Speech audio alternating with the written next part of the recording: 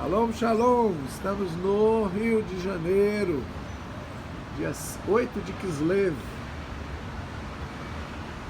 Aqui, ó, acabou de sair a nuvem da frente e apareceu. E o título da paraxá de hoje é Vayetze. E saiu Jacó da sua terra, saiu de Beersheba e foi para Padã Arã. E hoje nós vamos gravar aqui no Rio de Janeiro essa história com suas preciosas lições. Fique com essa imagem maravilhosa. Estamos no bairro do Botafogo e vai por fogo mesmo na sua vida hoje. Fogo do Espírito, aleluia!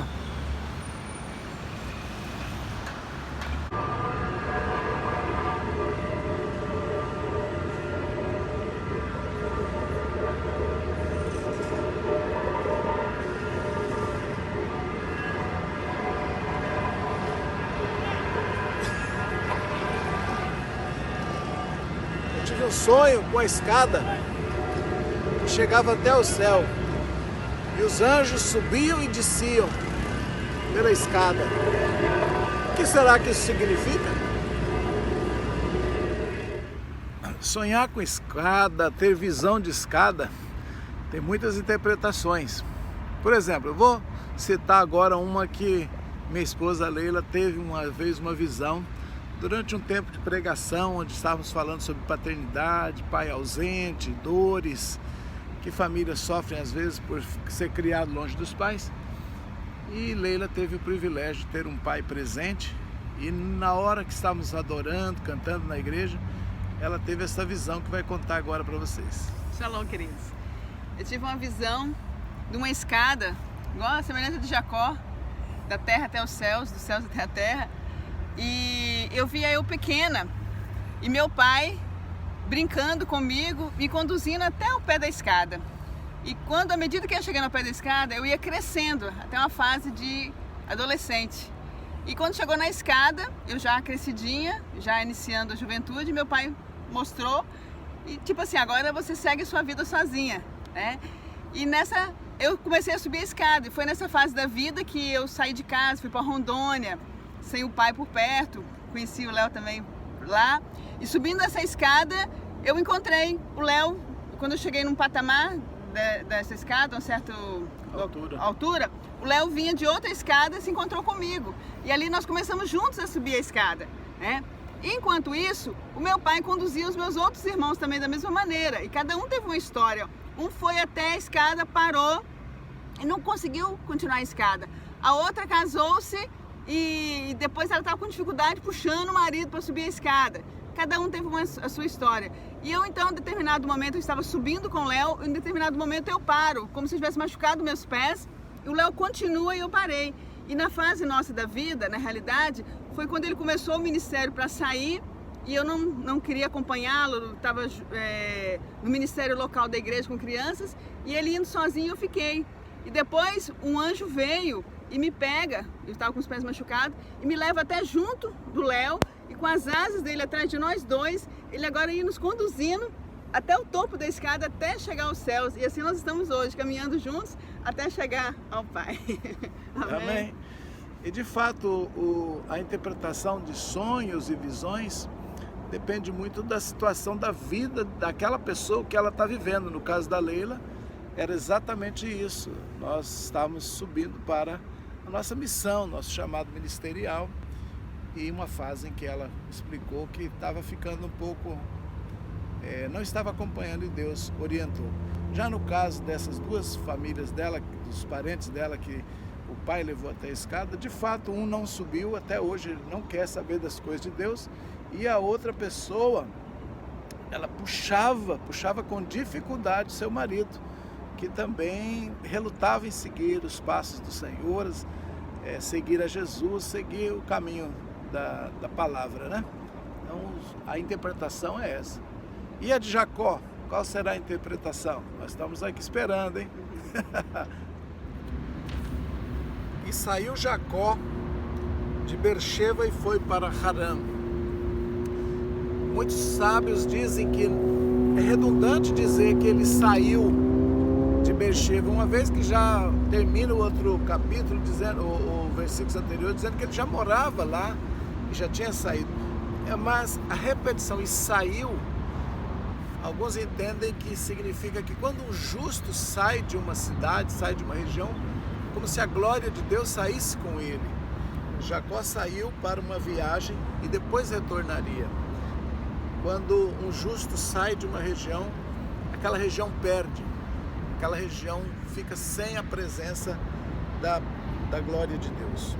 Alguns interpretam por isso que essa ênfase que ele saiu de Beersheba e não simplesmente e foi para Beersheba, e foi para Harã. Dormiu, encontrou um lugar posto no sol, como você vê nessa foto aí, a gente brincando até um pouco, né, de Jacó na pedra, só para exemplificar. É um travesseiro não muito macio, mas é interessante notar algumas coisas. Jacó, ao sair, faz um altar, levanta essa pedra, porque ele tem uma revelação de Deus. Mas lá no finalzinho da paraxá você vai notar também que ao voltar, ele faz de novo um montão de pedras para estabelecer um testemunho. Então a história dessa paraxá, ela começa com um altar e termina com um altar. Ela começa com a saída de um homem só e termina com a volta de um homem sobrecarregado de bens. Sai um homem solitário, volta um homem casado. E ele dorme ali na pedra, como eu já disse, e sonha com uma escada que topa ao céu, anjos subindo e anjos descendo. Eu vou ler algumas interpretações, depois eu quero trazer aquilo que eu penso. O sábio Malbim, em 1809 até 1879, um homem de 70 anos, ele opina o seguinte, de que Deus quis revelar a Jacó um nível moral e ético que todo homem é capaz de alcançar, se aspirar ao aperfeiçoamento. Cada ser humano, diz ele, encontra-se na situação de uma escada posta na terra, isto é, corpo, parte física do homem está na terra e dependendo das coisas terrestres e materiais, mas com a sua alma e o seu espírito, partículas essas que Deus lhe concedeu, ele é capaz de alcançar as coisas mais elevadas e mais sublimes. Então fala dessa dualidade do homem matéria e o homem espiritual, sendo que uma parte toca a terra e a outra toca o céu. Dependendo então de suas ações, do desejo de aperfeiçoamento espiritual, dos seus sonhos, das aspirações. Para muitos entre nós essa interpretação será profunda demais, ela é metafísica demais, né? O Midrash, essa obra popular, cujos compiladores se ocupam mais com o sentimento e a emoção do nosso povo, ao contrário da Halahá, que é a prática judaica pura e simples, que apela principalmente ao raciocínio e à lógica. Então ela define o sonho de Jacó da seguinte maneira, estou falando agora então do Midrash, que esse sonho extraordinário pretendeu desvendar a Jacó não tanto seu destino individual, mas principalmente o destino e o futuro dos seus descendentes. A escada é o templo. Os anjos que sobem e descem são os protetores celestiais dos grandes impérios que surgirão na arena histórica. Egito, Assíria, Média, Babilônia, Pérsia, Grécia, Roma. Por todos esses Israel passará e sofrerá. Deus mostrou-lhe a evolução e a decadência cultural dessas poderosas potências. Mas quando Jacó notou que o protetor de Edom, que simboliza na nossa concepção a idolatria, a negação radical do monoteísmo e os conceitos do mesmo, se elevava e não descia, assustou-se e perguntou, será que o ateísmo e sua ideologia devastadora nunca cairão e os meus filhos oprimidos e perseguidos não terão forças suficientes para resistir e para se libertar dessas ideias nefastas? Para resistir e para se libertar dessas ideias nefastas, depois eu troco.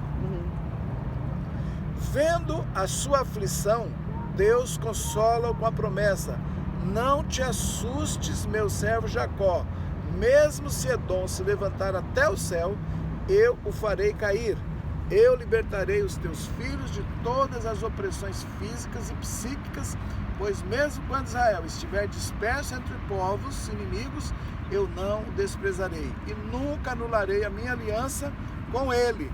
Pois sabe, meu querido Jacó, uma geração aparece, outra desaparece, mas Haaretz, que és tu, Israel, Haaretz é a terra de Israel, perdurará eternamente. Então nós temos aqui duas interpretações, uma pelo Midrash e outra pelo sábio Malbim, né?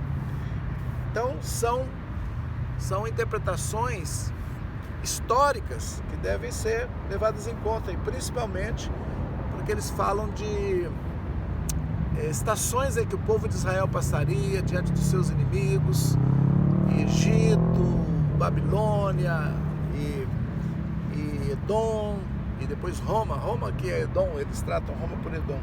E o desespero de Jacó de saber que a idolatria, o paganismo estarão sempre presentes, tentarão fechar o seu caminho, impedirão, mas Deus faz a promessa para ele não temer. Meu Deus, olha só isso, gente. O sonho, né? Provavelmente Jacó deitado, dormindo, com a pedra, e aquele sonho é uma escada e os anjos subindo e descendo. Olha a escada que eles colocam, o DNA humano.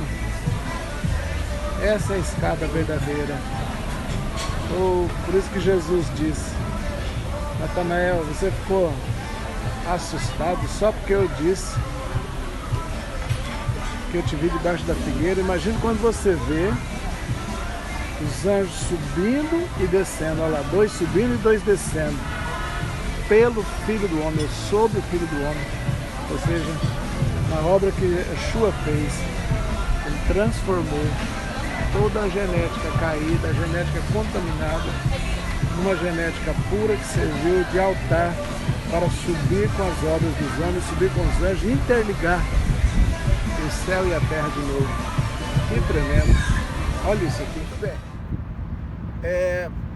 Quando vi esta imagem que você assiste aqui agora, da espiral de Jacó, a escada espiralada, me ocorreu um estudo que já vinha fazendo sobre DNA e sobre os tronos de iniquidade, que ao nascermos nós somos marcados por tronos de iniquidade, por isso que os 12 meses são os 12 tronos. Então nós temos peixe, aquário, capricórnio, sagitário, todos esses signos que são dados, né? Que vai de balança, depois virgem, todos esses 12, eles são como que uma roda zodiacal, uma roda da vida, prendendo a humanidade em características de pessoas caídas, a natureza desses seres caídos, dominante sobre os que nascem nas determinadas épocas que eles estão regendo. Nós já temos estudado sobre isso, os tronos caídos, tronos de iniquidade, mas também nós entendemos que isso foi uma distorção de DNA. A essa interferência dos tronos, forma então a humanidade da pessoa, a identidade humana dela caída, ao nascer na iniquidade. Mas o novo nascimento prometido por Yeshua nos livra de viver essas naturezas caídas e nos dá a nova identidade espiritual. Então, Jacó vê uma escada e anjos subindo e descendo. Onde vai repetir essa visão? Onde vai repetir essa fala igual?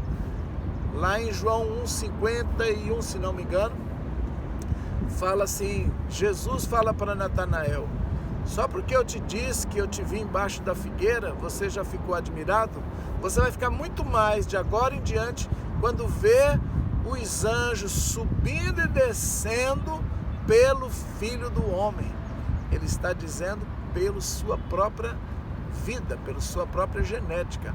Uma genética perfeita de um homem nascido para vencer a iniquidade e destruir o corpo de iniquidade, destruir o DNA e depois ser revestido de um corpo de glória, de uma genética celestial, como foi Adão antes da queda. Então, nós estamos lidando com uma visão que fala que Jacó está vendo então um caminho para o céu. Como é que o homem vai voltar? Como é que o homem vai ter ligação entre o céu e a terra? E isso vai ser revelado nas palavras de Yeshua, de Jesus, quando ele fala com Natanael que ele é essa escada. Ele é a genética purificada, ao qual os anjos podem subir, elevar-se e chegar até o topo do céu. Quem seriam esses anjos? Os anjos é o espírito humano que está aprisionado embaixo e não pode ter acesso a Deus, porque não havia um caminho aberto. Jacó vai ser então o homem que vai suceder Abraão e Isaque para fazer gerar o povo, do qual vai gerar a genética. Tanto vai gerar não só a ética, moral, comportamento, mas vai gerar também a genética, que vai estabelecer novamente o caminho para as regiões celestes que haviam sido fechadas por quem? Pelos tronos caídos de iniquidade do querubim, o antigo inimigo de Deus, inimigo da humanidade, Hassatã. E Hassatã vai trabalhar com os seus tronos caídos para fechar e não deixar nunca mais a humanidade passar. Mas Deus tem um plano e Deus começa, através de Jacó, a fazer novamente uma genética mudada. E como que ele vai fazer isso? Dando-lhe 12 filhos. Vai tirar dele 12 genes que vão ser trabalhadas durante alguns séculos até gerar o filho, até gerar na terra o filho, o primogênito, o caminho, a verdade e a vida. Vai sair da genética de Israel, dessas 12 tribos vai vir um que vai chegar ao aperfeiçoamento, a perfeição do filho de homem perfeito e alcançar genética gloriosa por um sacrifício glorioso, uma oferta gloriosa, e assim abrir um novo e vivo caminho. Isso é bem profundo, porque é nessa paraxá que vai aparecer então os 12 filhos de Jacó. E não vou gastar muito tempo para falar da forma, da dinâmica, da forma como produziu sua riqueza, mas concentrar principalmente no estudo de como formou uma família. E é interessante porque você vai ver, ao formar os 12, o dia que nasce o 12º filho, que completa 14 anos de serviço, quando dá 14 anos de serviço, completa 12 filhos, José. E aí ele dá um desespero de querer sair de Arã, sair daquele lugar. E ele ainda vai ficar mais 6 anos para adquirir riquezas, porque Deus tinha um plano duplo com ele, né, ali naquele lugar, e ele sair não só com a família, com os 12 completos, mas sair também próspero, porque ele está formando a base do que será o judaísmo. O judaísmo será uma religião, diria mais uma comunhão com Deus, aonde fortalece família e prosperidade. São os dois grandes pontos que Israel vai ter. Por isso Deus não pega Esaú, porque Esaú não era de família. Esaú era do campo, Esaú era da caça. Jacó era família. Jacó gostava então da presença do lar, das tendas. Então você vê que depois essa característica vai ser forte no povo de Israel. Vai ser um povo ligado, de homens ligados à família, homens cuidadores da casa. Jacó queria trabalhar, ele falou: eu preciso trabalhar agora, falou para Labão, eu preciso trabalhar pela minha família, por isso eu tenho que ir embora. Não, fica aqui e trabalha. Ele estava focado, ele era um excelente pai de família. E ele queria então a ênfase na comunhão da casa. Isso vai ser tão importante para a formação do povo de Israel, porque vai ser uma religião e um povo voltado para a família. Mas ele fica mais 6 anos e prospera muito, muito, muito, de uma forma que misteriosa, abençoada por revelação, tanto tecnologia das varas, de colocar diante dos rebanhos, mas também de uma bênção extraordinária, de uma escolha de Deus. Assim monta-se o povo de Israel, voltados para a família e com uma ênfase fortíssima em prosperar em qualquer lugar que eles forem e abençoar onde eles forem. Todo lugar onde eles chegam, aquela nação é abençoada. veja os Estados Unidos, veja a Europa para onde eles foram, veja a Argentina, e com a saída deles lá, porque a Argentina está passando o que está passando. Você lembra que lá foi um massacre de judeus, através do governo Kirchner na época dela, quando também houve uma invasão de iranianos lá e mataram judeus, e daí para frente saem muitos judeus de lá. Então, onde eles são feridos, onde eles são enxotados, o lugar também fica amaldiçoado. Abençoarei os que te abençoarem e amaldiçoarei os que te amaldiçoarem. Glória a Deus, você sabe a história do Brasil, abençoou, né, Israel em 48, na formação. Oswaldo Aranha votou lá na ONU para que Israel viesse a ser um Estado, e logo em seguida o Brasil ganha o petróleo, descobre o petróleo, a Petrobras e todas essas bênçãos aí tremendas, e depois sustentaram nossa nação, e hoje um país próspero. Nós somos um país próspero e somos a sétima nação que tem o 7º número de judeus, ou seja, Israel primeiro, Nova York segundo, e o Brasil é o 7º país. E Deus vai usar muitíssimo esse 7º Israel. Muito bem, a ênfase então de família e a ênfase de prosperidade fica muito claro através do progenitor Jacó. Outra coisa a entender é a saída de Jacó de Harã. Quando ele sai meio que perseguido, autorizado meio perseguido, né? E Abraão passou por isso. Abraão desce ao sul, e na Parashá Lelá nós vimos que ele saiu de lá com Sara, né? Quase que perdeu sua esposa, mas graças a Deus, com uma interferência divina, ele sai com riquezas. E aquilo já era uma pré-figura de que um dia Israel sairia do Egito. O povo de Israel, o povo descendente de Abraão, ia descer ao Egito, mas também sairia de lá. E saía de lá como Moisés saiu com o povo de Israel, carregado de bens, riquezas, e para voltar para a terra de origem. Agora nós temos Jacó fazendo o mesmo caminho, só que para o norte, Harã. E depois sai de lá carregado de bens, riquezas, para retornar para a sua terra. Será que não teríamos aí uma figura então da ida à Babilônia? Porque a Babilônia é para o norte. E saíram de lá novamente com as riquezas e para reconstruir sua terra. Saíram sobre uma bênção, mas também sob pressão viveram em cativeiro. Lá trabalharam muito na Babilônia. Pelo menos tiveram liberdade para casar, formar sua riqueza. Então, poderia estar aí simbolizado em Abraão, a ida ao Egito, e em Jacó, a ida à Babilônia. Podemos ter aí uma figura? Sim, creio que podemos. Vamos trabalhar agora a questão dos 12 filhos. Jacó tem 4 esposas praticamente, 2 esposas e 2 concubinas, e elas vão lhe dar então os 12 filhos. Certa vez eu estava em uma cidade pregando, na Bahia, lá em Feira de Santana, se não me engano, e Deus me falou que eu deveria pregar sobre mulheres, e me orientou a pregar sobre as mães de Israel, as 4 mães.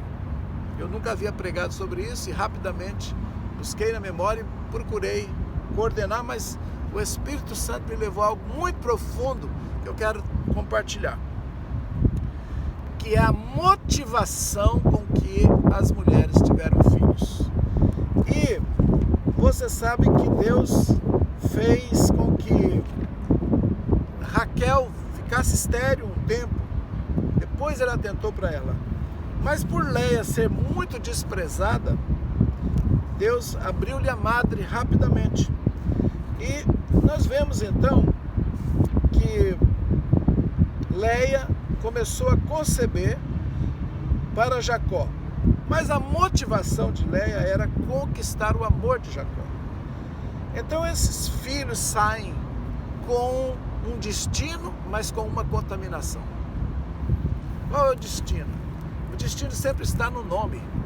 Então o primeiro filho que ela tem chama-se Ruben. Vejam o meu filho, vejam o filho, Reu, do verbo liriote. Então no Vejam o filho, Ben, filho. Então, ele recebe esse nome e ele se torna um fundamento. Essa foi a revelação do Pai. Ele se torna um fundamento. Qual o fundamento? A visão. Visão é um fundamento tanto para uma nação, quanto para uma igreja, quanto para uma empresa. A sua visão. Qual é a visão?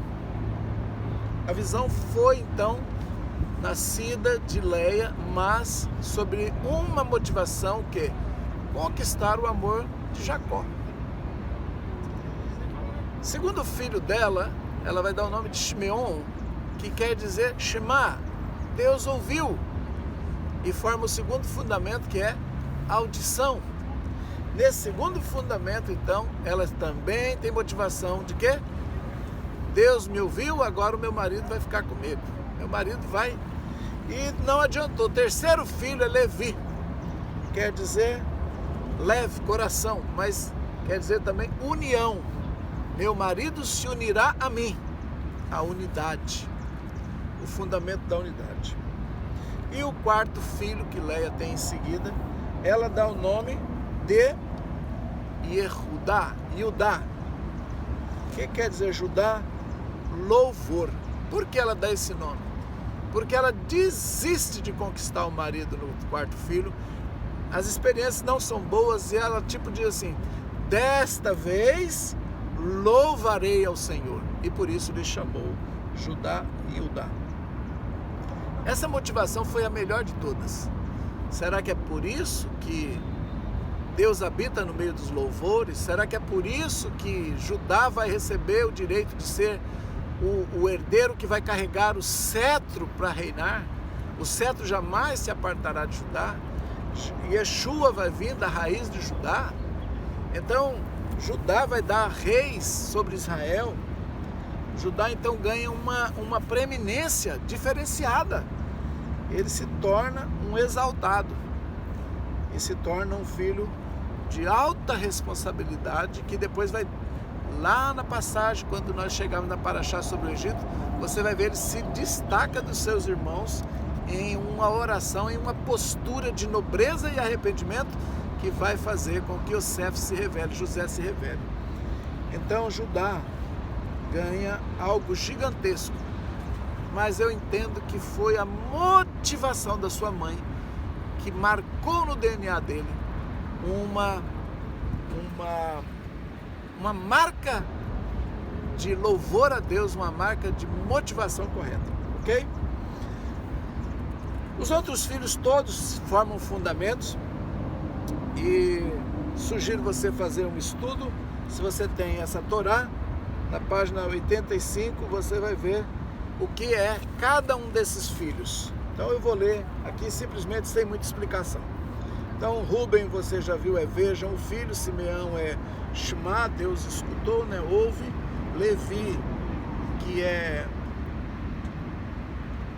unir-se, acompanhar, vem do levavot, que vem de coração e também de unir, acompanhar uma pessoa. Yehudá, que vem de lehodot, que é louvar. Dan, que é julga-me Deus, ou julgou-me o Senhor. Naftali, que pode ter duas coisas: Naftulé, que quer dizer insistência, aquele guerreiro, ou Niftalti, que quer dizer minha prece, minha oração foi atendida, minha tefilá, né? Gad, que é sorte, ventura. Asher, que vem de Osher, felicidade. Issachar, que é Sahar, significa pagamento. Recompensa também significa. Zebulon pode ser habitará comigo. E José, que é Yosef. Yosef quer dizer, vem de Asaf, de recolher, de ajuntar, de aumentar, do verbo lehossif, que é aumentar. Depois nós temos então, posteriormente, não nessa paraxá, o Benjamim, que é filho da minha mão direita. Porém, nós temos também a 11ª é filha, que é Diná, que também é Dan feminino. Também tem a ver com juiz, Dan Diná. Julgamento, juiz. Agora olha interessante.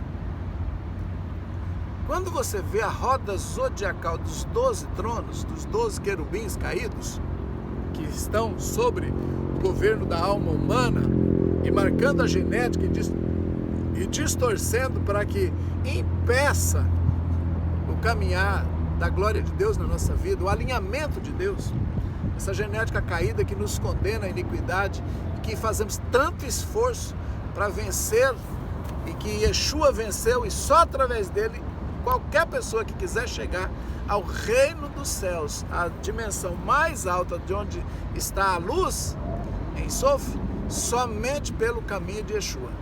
O único mérito, o que teve mais méritos foi ele, pois alcançou em ressurreição e alcançou DNA totalmente transformado. Então, essas rodas é formado então por animais. Eles são representados por animais, com exceção da Virgem, que é representado por uma mulher, e a única. E dos 12 filhos, a 11ª é a Virgem. Então, e quando você confronta um com o outro, quando você olha essa roda zodiacal das constelações, muito embora tenha 88 já cadastradas e catalogadas 88 no sistema, a gente sempre menciona somente as 12 por causa dos 12 meses do ano. O oposto de Virgem que está é Dan, é a balança. O símbolo da balança é Dan, e o oposto é Diná, que é a Virgem. Então, o quinto filho é Dan, e o 11º, que seria oposto, porque o 6 é o oposto ao 12, o 1 é o oposto ao 7, o 2 é o oposto ao 8, o 3 oposto ao 9, o 4 oposto ao 10 e o 5 oposto ao 11. Dan é balança, justiça, é o número 5. E Diná é a número 11, que é a Virgem. Isso é muito, muito interessante. Ou seja, ela também depois vai ser considerada deusa Vênus, deus da justiça, que é a mesma Virgem.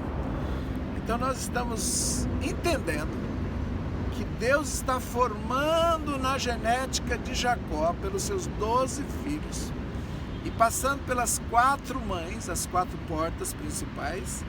De 4 portas forma 12, de 4 dimensões saem 12 dimensões.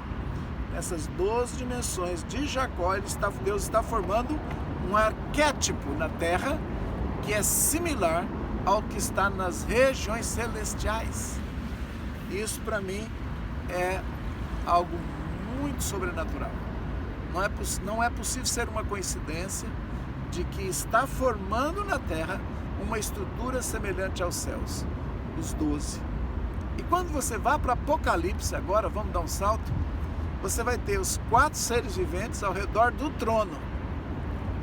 E ao redor deles você vai encontrar 24 tronos. E por que não 12 e 24? E você vai entender então que Yeshua, Jesus, pega 12 apóstolos também, provavelmente um de cada mês, para formar os 12 tronos, que vão receber lá as 12 portas de Jerusalém. Vai ter os nomes dos apóstolos do Cordeiro e vai fazer referência às 12 tribos. Ou seja, a estrutura celestial vai se formando na terra. A estrutura do mundo, do céu, trono de Deus, 4 seres viventes e depois 24. 12 da primeira aliança, 12 de Yeshua, 12 de Israel com 12 de Yeshua, 24 tronos. E assim se estabelece, completa no trabalho de Yeshua, a nova genética e os novos tronos, os novos 12 tronos, que agora fica pronto. Fica pronto então um caminho, a estrutura o sacrifício do Cordeiro na terra recebe toda a revelação do céu, e agora os homens, toda a humanidade que se voltar para entender Israel e o apostolado de Jesus, vão fazer um caminho para alcançar o trono celestial. A escada ficou pronta, com 12 de um lado, 12 do outro. Essa é a escada, essa é o caminho. A ética moral judaica e o espírito de revelação do Cordeiro, Yeshua. O Cordeiro e Israel fundidos. Esses dois irmãos, Igreja e Israel, quando se compreender isso, está completamente pronta a revelação para alcançar a vitória sobre esses tronos malignos que formaram sobre o céu, o trono da região celeste, as regiões caídas, né? Os tronos celestiais inferiores, para a gente passar essa estrutura, atravessar por essa escada que nos conecta ao trono superior, ao santuário que Moisés vai ver lá na frente, o santuário superior, onde tem um novo sumo sacerdote que opera e onde toda a humanidade, de judeus e gentios, que compreenderem e se voltarem ao Cordeiro Yeshua, vão juntos fazer esse novo e vivo caminho de alcançar o Ensof, as regiões da luz sem fim, do mundo mais alto criado por Hashem. Deus abençoe, que essa paraxá toque seu coração, que esse ensino fique profundamente gravado, que você creia que Yeshua é o Mashiach e que a estrutura está pronta, desde o protótipo das 12 tribos até os 12 apóstolos. E assim Yeshua disse para Natanael, quando ele começou a chamar os 12, que para mim é o paralelo da vida de Jacó, a chamada dos 12 é a frutificação de Jacó. E por isso o assunto é escada, e por isso o assunto é a reino celeste, os anjos subindo e descendo. Que você também se torne uma escada, aonde o seu anjo possa subir com as suas obras, apresentar diante de Deus, através do Cordeiro Yeshua, que ganhou o mérito dos lugares mais altos. E Ele é o caminho, a verdade e a vida. Que essa paraxá nos abra para entender a gloriosa dimensão celeste, Betel, e nos leve também a respeitar e entender o fundamento dessa revelação que está todo em Israel e se cumpre todo no Cordeiro Yeshua. Que esta paraxá nos traga uma bênção, e eu oro agora, Pai Celestial, que a bênção, Senhor, dessa paraxá vai dizer que é e saiu. Quando o Senhor também enviou teu filho e saiu e veio aqui e depois sobe e abre um novo vivo caminho. Que também a bênção de Jacó, que saiu e voltou carregado de bens e voltou com 2 acampamentos, atravessou o Jordão, atravessou os vales. Senhor, essa experiência de Jacó, de ir conquistar uma família e voltar, assim como Yeshua desceu e conquistou uma família e voltou, que hoje nossos olhos possam se abrir e a bênção de restauração da unidade familiar possa vir, a bênção da salvação e da unidade familiar celestial, que o universo, que as pessoas do universo entendam que são uma família redimida. Que possamos, ó Deus, receber nessa paraxá a bênção da compreensão dos tronos caídos, mas saber, ó Deus, que não temos que viver embaixo de tronos caídos, que o Senhor já estabeleceu um caminho para chegarmos aos tronos celestiais verdadeiros, e não, Senhor, aos corrompidos caídos com Rassatã. E que existe um caminho para atravessar e vencer toda a iniquidade, Senhor, que que foram, Senhor, da primeira formação nossa, mas que pelo novo nascimento nós temos a nova formação e podemos viver e subir a escada e alcançar a ética, moral, alcançar um comportamento agradável, Senhor, e principalmente cheio do poder.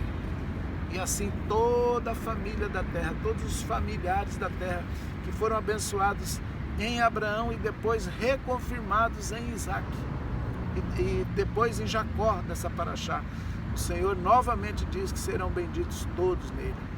Pai Santo, que o Senhor começou lá em Jacó, formar os 12, completou em Yeshua, na escolha de 12, e todos os 12 de ascendência, filhos de Jacó, Senhor. Pai, que se complete em nós também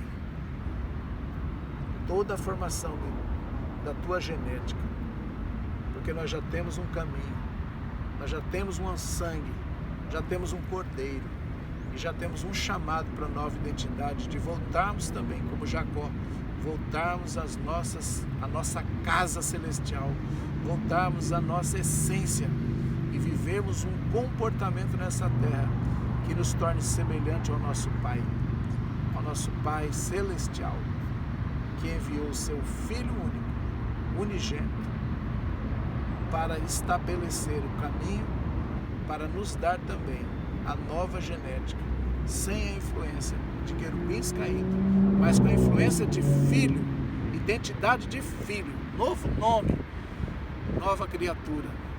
Muito obrigado. Que a salvação, Senhor, desça nesse dia e toque muitos e muitos.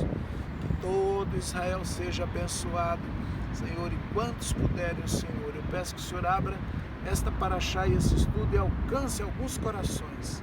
Alcance alguns, Senhor. Meu desejo é que o Senhor mesmo cumpra a tua vontade através dessa paraxá, tocando em alguns filhos de Israel, tocando na igreja, tocando em pessoas que creiam que podem ser transformadas, tanto a sua situação familiar, tanto a sua situação de prosperidade e principalmente a sua genética transformada em uma nova criatura, sem ira, sem ciúmes, sem inferioridade, sem rancores, sem desprezos, sem angústias, mas uma pessoa com a nova identidade, com um novo caráter, uma pessoa celestial. Em teu nome, Yeshua, libera essas bênçãos ao teu povo. Amém e amém e amém.